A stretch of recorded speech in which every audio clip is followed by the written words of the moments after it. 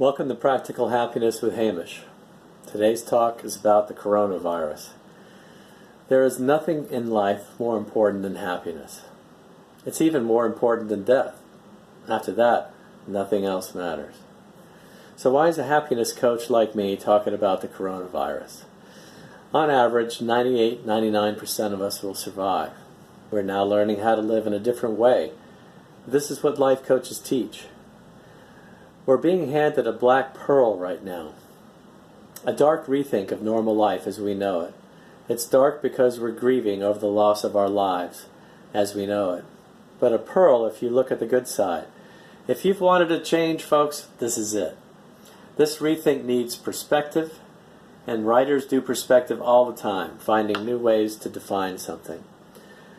I'm a certified holistic life coach at North Star Happiness. I am also a writer, a university professor of English, father of two, a woodcarver, world traveler, a sailor, and a diver, and a certified genius, and someone who has quit caring how I look. Well, I'm not really a certified genius. All those books behind me do well at implying it, don't they? But about my looks, that's true. I don't care anymore. I haven't cut my nose hair this morning, so don't bother commenting on my face. My face is your problem. So why North Star Happiness? It always stays in the same place, a constant in the night sky, and one that has guided ancient humanity on long journeys for eons.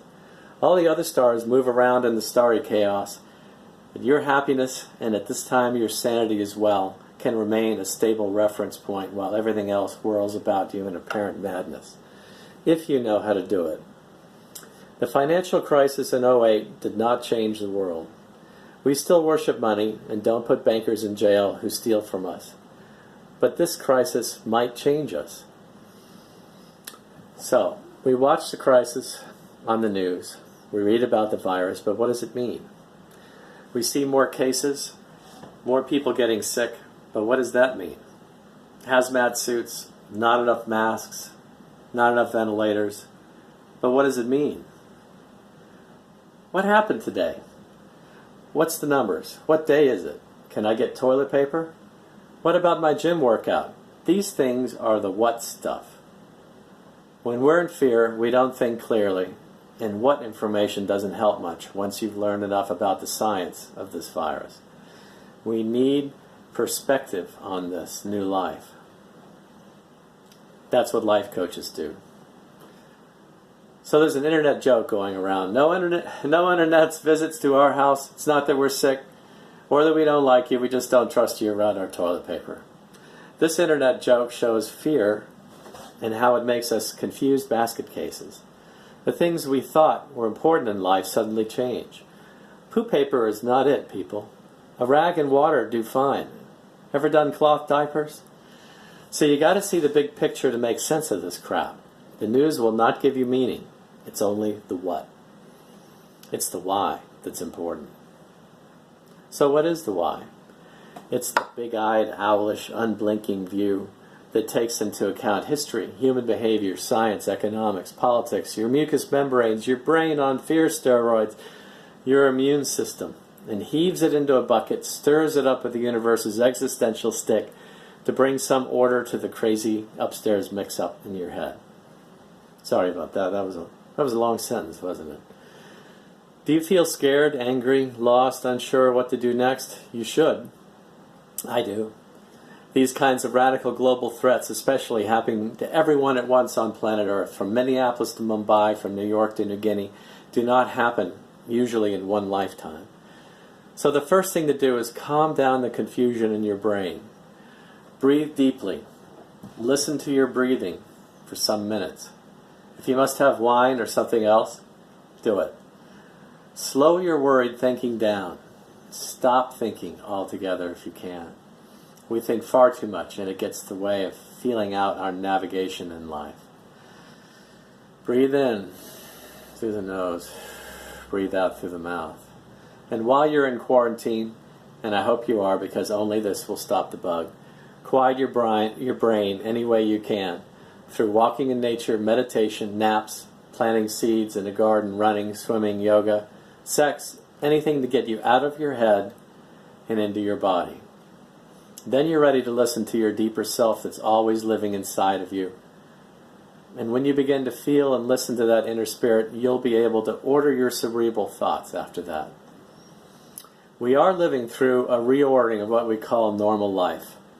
It's going to take all parts of the bucket to get through this. Our minds, our bodies, and our spirit. Stay off the news for a day. Read opinion columns from writers who are usually good thinkers. Take time while you're stuck in your house to rethink what's truly valuable in your life.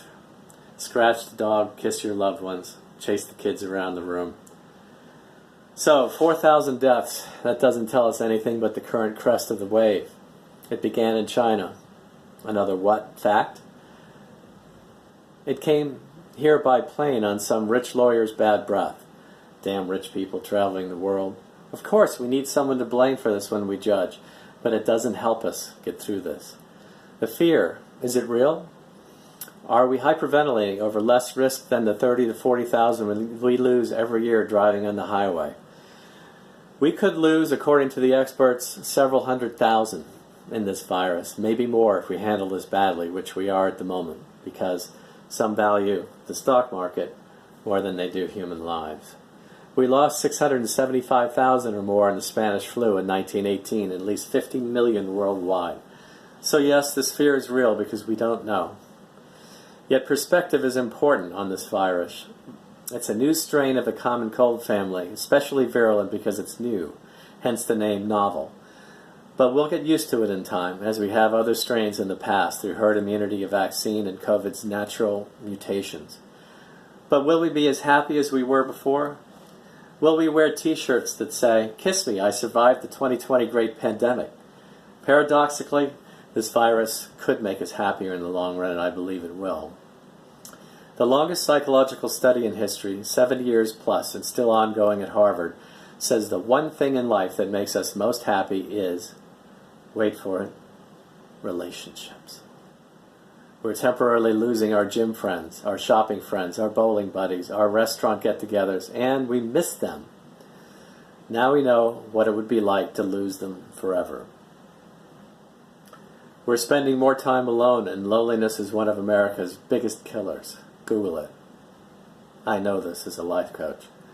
We need relationships during this crisis more than ever, and we're being separated by the bug. This makes it especially bad for us humans. Relationships become painfully, sweetly real because we could lose that gorgeous someone sitting next to us holding our hand.